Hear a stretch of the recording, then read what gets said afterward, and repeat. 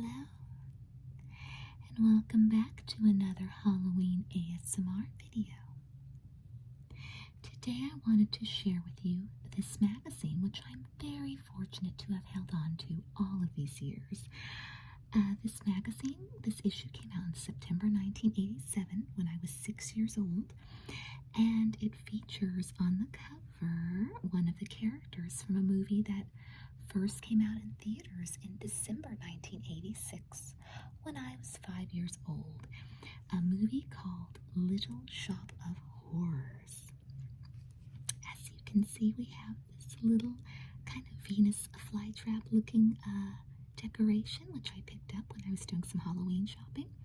I thought he or she would be a perfect little background for some of my videos, or at least this one.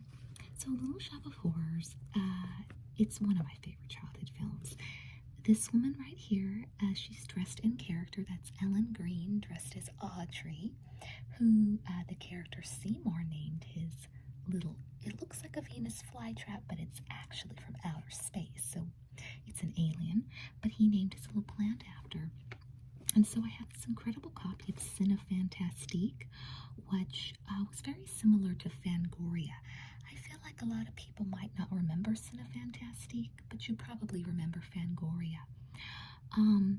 These magazines, I don't believe they make them anymore because, as you all know, in the 21st century, our special effects are pretty much all CGI. There's not a lot of real, tangible, a materialistic, I mean, is that the word I'm looking for? Not materialistic. When you can touch it, when it's like matter. There's not a lot of, real things that special effects anymore. Everything is usually done by computer. So these magazines, though, like especially in the 70s and 80s, were a big deal because there was a lot of fantastic special effects made in those decades. In the 90s as well, but in the 90s, my teen years, I remember a lot of CGI coming into play, but in the 80s and 70s, these magazines were everything because there was a lot of special effects done in films. And I'm so glad I still have this one. I just had to share it with you, and we're just going to do a flip through of it. There's an excellent article in here about Little Shop of Horrors, so we're going to get to that and read portions of that. So this is a table of contents, which we don't really have to read because we're going to get to all of this. Special Effects, The Magic, The Secrets. Take this $50 volume of Splendor for only $3.95. So it's telling you how to send away in a book club for a special effects book. Superman the movie. I don't remember a Superman movie in the 80s. Do you guys? Maybe that's a stupid thing to say. Maybe it was a big deal, but I don't recall. Spider-Man the movie for Canon Films. The production appears to have been a web too far. I don't know why I don't remember it. Maybe they were gonna make it, but they didn't make it. Oh, now RoboCop. I do remember that. Now, you guys, I have to tell you, my parents didn't treat me and my brothers like kids. Like, we didn't go according to the ratings. It wasn't like, oh, you can't watch this, it's R-rated. They treated us like miniature adults. So I remember seeing RoboCop when it was new, you guys, and I was, 6 years old right when it came out? Let's see. Well, this magazine's from 87 when I was 6, so I presume it came out in 87 when I was 6 years old. And I watched it, and it is, you guys, it's a raw film. It is hardcore. They do not make movies like this anymore. If you want to see a movie with a lot of violence and just raw language and raw violence, this is the film for you. A funny kind of memory is I remember we had this Nissan van, and the Nissan van looked exactly like RoboCop. Do you guys remember an 80s Nissan van that looked just like RoboCop? It was like the exact same color, that bluish color, and then the same sheen. It was just, I remember he reminded me of the van that my family owned at the time. Director Paul Verhoeven's hard-hitting futuristic adventure could be the summer sleeper hit. So they're calling it a sleeper hit. I feel like it should have been a massive hit, but okay, so it came out in the summer. Oh, so director Paul Verhoeven evokes the look of New Wave comics. I remember that scene. That is a horrific scene, you guys. Oh my goodness. But if you haven't seen it and you guys do like action, I mean, if you're weak of heart, don't watch this film though, because it's pretty hardcore. And Hellraiser. Clive Barker, British horror's man of letters, makes a strong debut as a genre film auteur. Celebrated horror author Clive Barker poses on the set of Hellraiser, his film directorial debut. Why is it that I never think about the author Clive Barker directing this film? That's him back in the 80s. Oh my god, I guess Clive Barker's a director. Okay, so this film, you guys, is the one that was like the exception to the rule of my mother letting us watch everything. Because there's a scene in there where he says, like, Jesus wept, and he explodes, and my mother, we weren't religious. We weren't a religious family. We didn't belong to a church or anything like that, but there were some, like, things that were, like, sacrilegious that my mom kind of drew the line at, and so she didn't like this film because of that. Because it was a bit sacrilegious and just went a bit too far, you know, even today, it just went a bit, but I haven't even seen all of it. I remember seeing bits and pieces of it on cable television as a kid, and it was hardcore, you guys. Like, I don't think they make films like this anymore, but let me tell you, in the 80s, this was tough stuff. And yes, I was a 6-year-old girl with this magazine. Crazy, but I got this magazine because of the article with the Little Shop of Horrors, which we are coming to now. But any Hellraiser fans, let me know in the comments if you're a fan of any of the films that we kind of look through here. Are you a Clive Barker fan or RoboCop fan?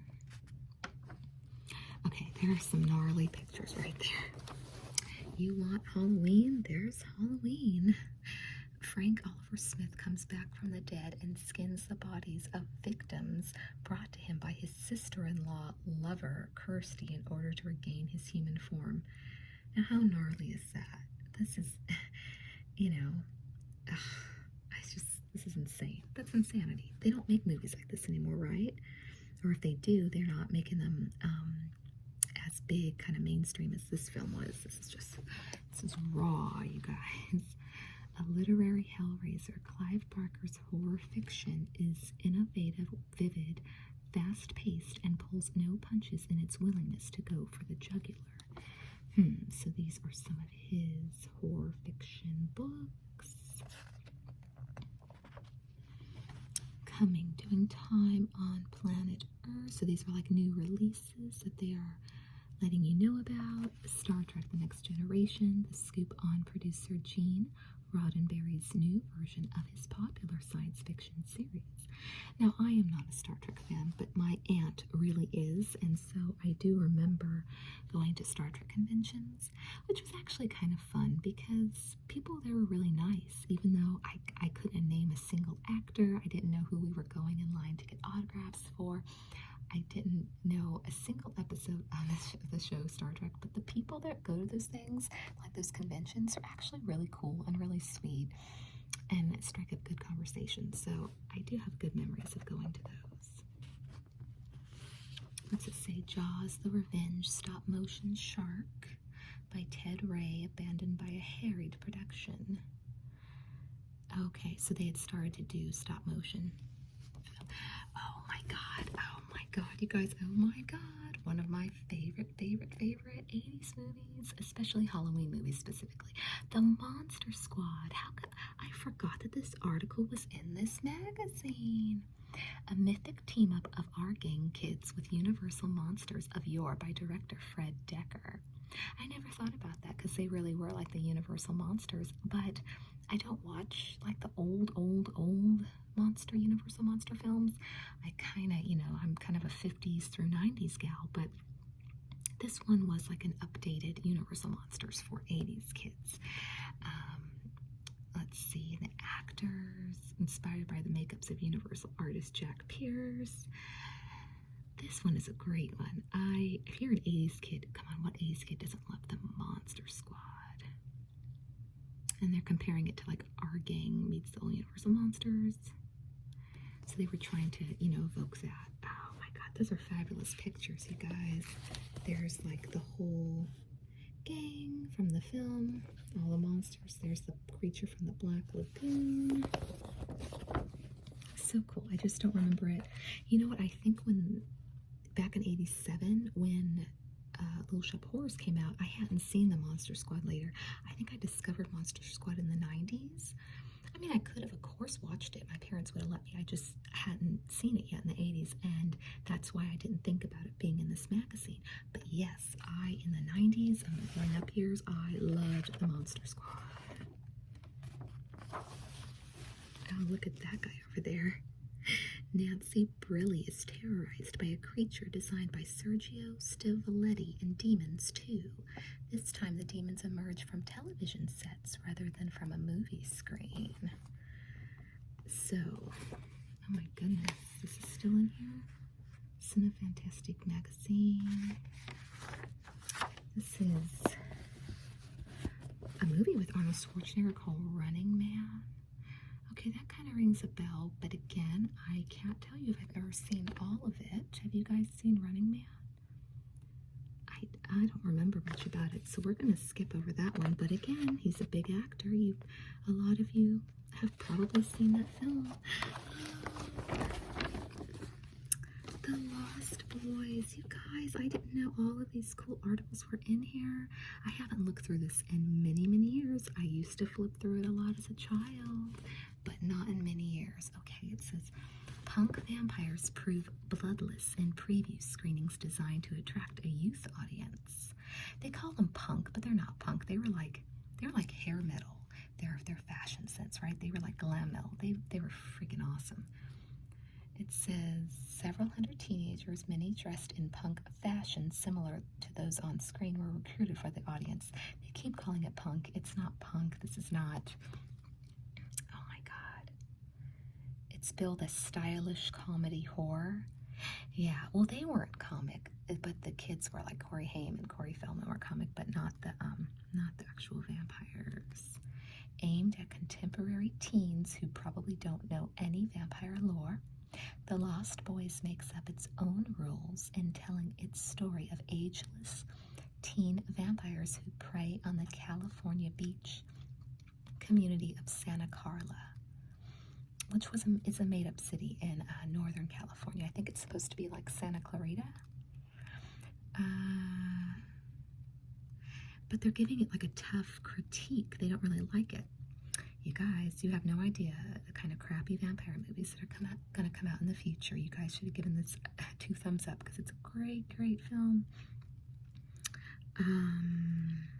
It features a soundtrack crowded with music performed by many of today's top rock artists. Of course it does. Oh my God. Including Lou Gramm, Roger Daltrey, and INXS, and Jimmy Barnes. Yeah, England's Echo and the Bunnymen do People Are Strange. It's the Gregorian chant meeting up with the 80s, joining some of the eerie religious-sounding music found in classic horror films with a driving rock and roll sound. So yeah, they didn't give it a good critique in this article, but you guys, I think it's awesome. It's definitely one of the best films featured in this magazine, and definitely one of the best films from back then. So,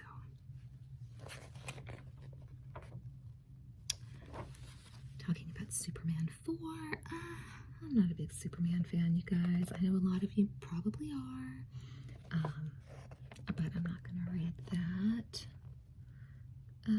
It's talking about Stranded. A film called Stranded. I don't recall that one, but it goes into great detail on that. My favorite article, the reason I have this magazine, Little Shop of Horrors.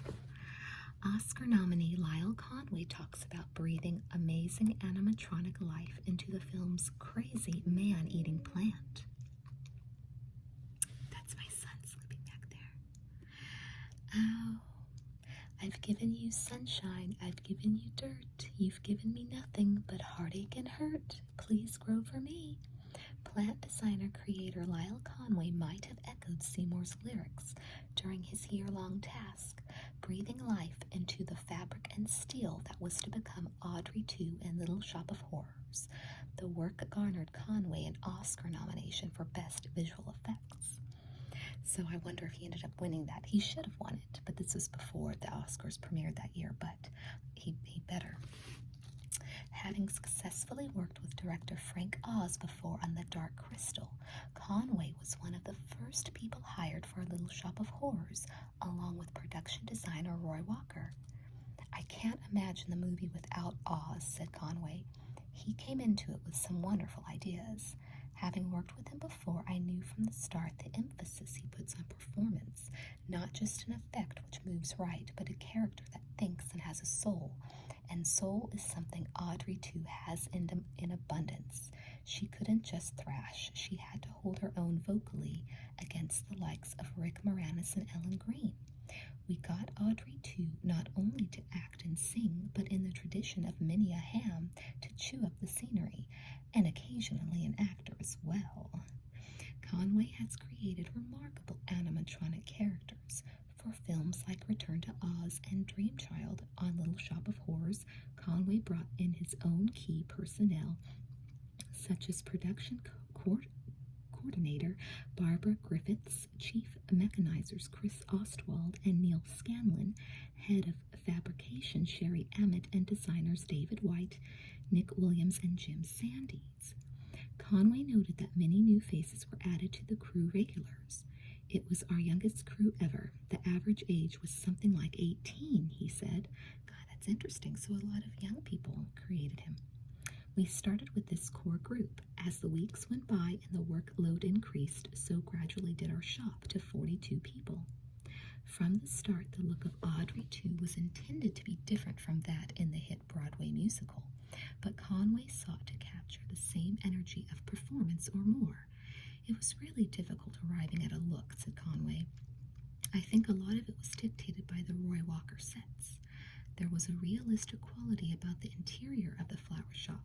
Anything too cartoony would be too much at odds with the reality of the shop. So, and that's true. It's a very realistic looking film. Look at that. The incredible Audrey, too. There's the creators. It says plant designer and animatronic effects supervisor Lyle Conway with director Frank Oz and Mean Green on the set of Mushnick's Flower Shop at England's Pinewood Studios. So they filmed this film in England, even though it's set here in America. So right here, far left, Seymour gets eaten after losing his showdown with the plant in the film's original ending, which was dropped after unfavorable audience reaction. That's right here. So he was supposed to be eaten, but that was changed. You guys, I waited so long to see the alternate ending because they show the alternate ending in this magazine. So as a 6-year-old, I saw pictures of it, and then they didn't release it on DVD, the alternate ending, until I was like in my early 30s. And it totally like blew my mind. It was like it ruined it for me. I did not want to see the ending. I mean, it was so harsh. It was so sad and like just traumatic because I wanted my happy ending. But at the same time, I was so happy that the creators who had worked so hard on both endings finally got the other ending seen by fans. So I was happy they got that. But I watched it once and I never wanted to see it again because it was traumatizing, you know. Let's see, left. Brian Farron's optical effect for the new ending had Seymour electrocute the plant to save himself and Audrey and please audiences. So yeah, so they electrocuted the plant. That's the ending that we all know, right?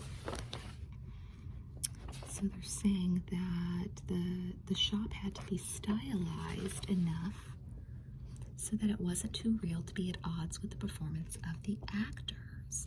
The whole film was a tightrope walking act. Frank Oz constantly stressed the quality he was looking for, a slightly surreal, slightly camp quality. Well, let me tell you, he got that. It is surreal and camp. Heightened reality is what he kept calling it. Not so camp that you wouldn't care about the characters, but not so real that you care too much about them. Yep, he achieved that. He achieved that. The plant's look evolved from botanical research Conway conducted at Kew Gardens outside London. A lot of the orchid research was put to use for the mouth interior, said Conway. I saw the plant as being fairly simple in its pod shape, but when it opened its mouth, it would have a more complicated structure inside. Yep. Different stages in Audrey 2's growth were named for the film's songs. First designed and built was Feed Me, the 4.5-foot tall version that is the first to talk and sing. Conway chose this starting point to work out the lip sync problems that would prove even more difficult on the larger versions. Drawing upon his orchid and succulent research, Conway tried to use colors and textures not often seen. To design the plants, Conway first sculpted small 5-inch maquettes in clay. I'd show them to Frank Oz, he'd make suggestions, and then I'd go back and make modifications based on his input, said Conway of the design process. The advantage of a maquette is that it can be photographed from different angles. So this is right here, that's on the left, that's Conway's exquisite design for the coffee can Audrey 2, meant to suggest the delicate vulnerability of a baby bird in a nest. Its color scheme based on orchid research. And on the right, that is Rick Moranis as Seymour poses with the radio station Audrey 2, an 18-inch version that was cable activated with radio-controlled lips and tongue movement. And there's some more pictures. It says right here, Feed Me was initially sculpted by Conway as a 5-inch maquette. Okay, that's the middle. Then built as a 4.5-foot puppet below. After Frank Oz approved the design, Oz nixed the idea of large saliva bubbles. Okay, there's large saliva bubbles right here in the middle picture. I don't know if you can see that. I think that's cool that they showed us that there was going to be large saliva bubbles, but then Frank Oz was like, no, I don't want that. And that's good. I like that they nixed that because I don't really like that idea. Over here it says, to give energy to the plant's lip-syncing performance, Conway came up with the idea of under-cranking the camera, which speeded up the action but required Rick Moranis below to sing in slow motion. Whatever they did, all of their tricks worked. It is an incredible film. So this is the man behind the plant. It's an article on Lyle Conway. He was the puppeteer, animatronic engineer. It says production designer Roy Walker made a miniature shop set the same scale as the maquette so we could take some photos. That gave us a good feel for the look of it, and we could send those shots to producer David Geffen to get his feedback. Once the prototype for Feed Me was approved, the songs and dialogue were rehearsed for 3 months. At this point, Oz and Conway decided to hire Mike Plug to storyboard all the plant scenes. The storyboards were set to music on video to assist everyone in rehearsal.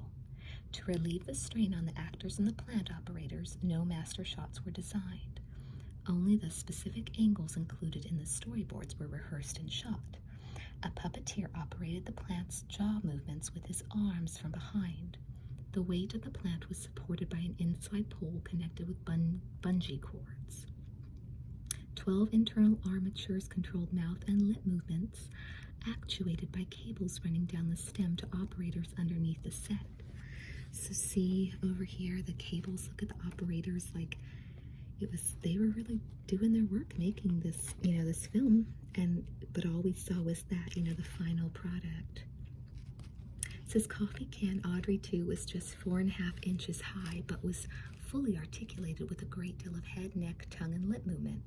Shown left are the puppet's 3 cable control units. The cables were concealed within the legs of the table base constructed for the scene.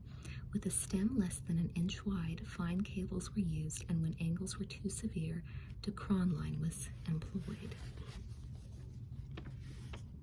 Yeah, this part was not in the scene, right? This was not in the film right there. It says the dentist played by Steve Martin is seen from a mouth's eye view that was fabricated by Conway's shop. Also built by the shop was a prop head below, which Rick Moranis feeds to the plant. Oh, this is one right here. A scene cut from the film. Yes, this is a scene that was cut from the film. We don't see him feed the head of Steve Martin, but I believe in the deleted scenes in that DVD that I told you about, I believe you see that. That part's really cool when you see the inside of the mouth's eye view. That's a rad scene. And what does it say? Licking the lip sync problems on Feed Me was critical to the success of the film. Little Shop of Horrors was, after all, a musical, with the plant one of its major vocalists. If Feed Me didn't work, the movie wouldn't either. To give energy to the plant's performance, Conway came up with the idea of undercranking the camera, something he originally envisioned would be necessary initially only for the largest stage. We wound up undercranking everything, he said. Anytime you see the plant talking, it's undercranked by 16 frames or 12. Anytime you see Rick Moranis or Ellen Green in a shot with the plant, they're acting and singing at half speed to lyrics being played back at half speed. We conducted a little video workshop with Moranis to work with him on moving at half speed. When the undercranked footage is projected normally at 24 frames per second, the slow-moving performers look natural, and Audrey too has more liveliness and zip than any animatronic special effect ever seen before, a quality that made both audiences and critics sit up and take notice. I look at it and I can't believe that people accept it, said Conway of the undercranking. To me it looks like just what it is, but nobody seems to pick up on it at all. Friends of mine in the effects business were surprised to hear how we did it. There's probably 10 minutes of half-speed work in the film. Something of a first, I think. Yeah, I don't notice anything. I don't know what they're talking about. Look at all the guys under the plant holding it up, doing it. See, filming Mean Green, Audrey 2, director Frank Oz, above right. Oh, that's him right there. He communicates with puppeteers beneath the set via radio and with fine wranglers on the set floor for the scene where the plant and its chorus of little pods sing a refrain of Mean Green Mother. And see, there's Audrey 2, and that is the key operator, Anthony Asbury. See how cool these pictures are? These behind-the-scene photographs that you just... Aside from magazines like this, you just don't see this anymore.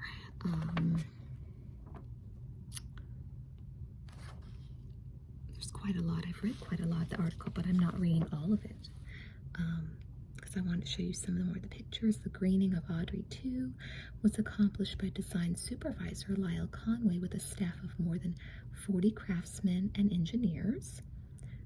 That's Conway with Supper Time Audrey 2 at Pinewood as he readies the plant for filming. Supper Time was 8 feet tall, composed of urethane foam over an aluminum frame. Since the plant was originally to have no songs or dialogue in the sequence where it eats mushnik, the flower shop owner, it was equipped only with a cable-articulated tongue and fitted with a pair of mechanical legs for the swallowing scene. Above, senior mechanical designer Tim Wheeler fits the unpainted foam skin to the aluminum frame, so that's before it's painted. Above right, modeler Jeremy Hunt sculpts a leaf to be vacuum formed out of styrene. Right, senior painter Jane Harding puts the finishing touches on leaves for the plant and cast on amateurs. And right here we see Supper Time miniature. Audrey 2 was the size of Feed Me and became necessary when singing was added to the scene. Left, senior painter David White copies Conway's color scheme from the full-size plant. Oh, they did an excellent job right here, you know, with the painting. And it is just, if you have never seen Little Shop of Horrors, I don't know who hasn't, but you have to. It's incredible. And I'm so blessed to say I saw this film several times in theaters because I adored it. Like, I went with my grandpa, I went with my parents, I went with my best friend, and I think her mom. Like, I must have saw it at least 3 times in you know, the movie theater, which again, I feel like people don't watch movies multiple times in theaters anytime in recent years, but in the 80s and 90s, I definitely did. Frank Oz on directing. Director Frank Oz sets up a shot with Lyle Conway's Mean Green Audrey 2 at Pinewood. Look at him, how rad is that? Oh. Okay, now this was the scene that was cut that we didn't see. Audrey 2 bounces on the Brooklyn Bridge to the tune of Don't Feed the Plants, a song dropped from the film when the ending was cut. Left, right here, it's talking about this picture right here. Audrey 2 scales a New York skyscraper. And then over here, rising from New York Harbor to attack the city. So even though this part was incredible, like watching it in the deleted scenes, I'm just glad that it was deleted because I like the happy ending, you guys, because you really love the characters a bit too much to just want this to happen. This would have been a terrible ending. So there's some more of the cut scenes. So if you have not seen it from the DVD, you are seeing it here for the first time. This is where I saw it for the first time in '87, you guys. But then I got to see it really on the DVD, like 25 or so years later. Rampaging plants are filmed by Richard Conway's miniature effects team plowing through a 15-foot-high New York street. Filming at 5 times normal speed, Conway had to rig the action, lasting 6 seconds to occur in little more than a second. An up-tilted camera avoided the use of maps to show fleeing crowds. And down here, Audrey 2 takes the train in a miniature effects sequence by Richard Conway in which the rampaging plants chew up the elevated track and swallow a train. That's when they swallow up a train. Left, setting up the shot with 2 plant miniatures measuring 3 feet 6 inches high, showing the hydraulic control mechanisms, which were computerized to repeat movements. The painted latex plant skins were supplied by Lyle Conway's creature design shop.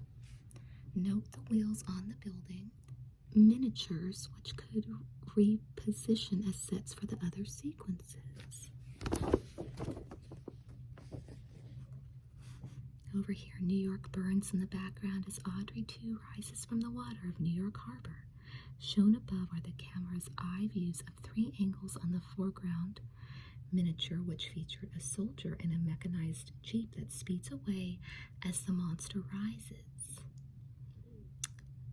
Below, a miniature effects supervisor, Richard Conway, next to camera behind the foreground miniature during a run-through of the scene. So just all these scenes. That were just not shown in the film. I'm showing you, oh, that cool one right there, the bridge sequence panned from a cackling Audrey 2 to another of the giant plants under the bridge. See how rad that is? I mean, they did a lot of hard work for it not to be seen. So I am glad that, you know, this alternate ending can be seen now on DVD.